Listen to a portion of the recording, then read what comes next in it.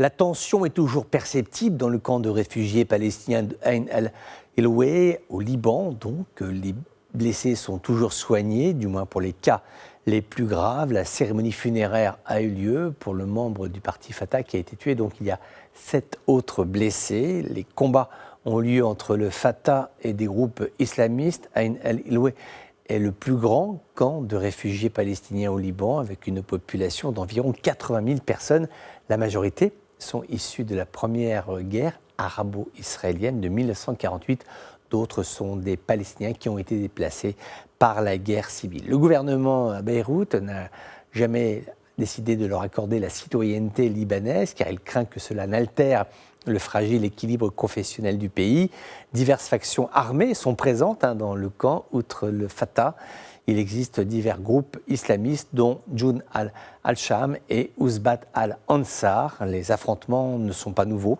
L'Agence des Nations Unies pour les réfugiés palestiniens, l'UNRWA, a documenté 13 incidents violents armés l'année dernière. Les camps connaissent un niveau élevé de petite délinquance en raison de la détérioration des conditions économiques et sociales, à la fois le vol à la tire, à la fois le vol d'articles tels que le vol de câbles électriques, de panneaux solaires, de bouteilles de gaz, les routeurs Wi-Fi ou encore les véhicules.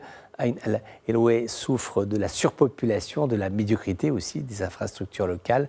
Le journal libanais, l'Orient Today, a rapporté l'effondrement d'un bâtiment le mois dernier. Là encore, ce n'est pas un cas isolé, d'autres risquent de s'effondrer aussi. Tout cela ne fait qu'exacerber les tensions entre les habitants, les groupes d'intérêt, les formations politiques palestiniennes qui sont dedans. Prendre des gens aciers, les enfermer dans des camps depuis 1948 en leur expliquant qu'ils n'auront jamais de nationalité ni d'avenir. Il y a un moment donné, les habitants n'en peuvent plus et la colère explose. Ce n'est même pas politique, c'est tout simplement humain. On ne peut pas priver une population, ici palestinienne, mais ça pourrait être le cas pour n'importe quelle autre population dans le monde. On ne peut pas priver des gens d'avenir. Ces camps sont des prisons à ciel ouvert. C'est la vie, mais sans aucune vie, des existences sans adrénaline, ni les sucs qui font le charme de l'existence. Ce que l'on demande à ces Palestiniens, c'est de respirer en attendant la mort. Et ça, ce n'est pas possible.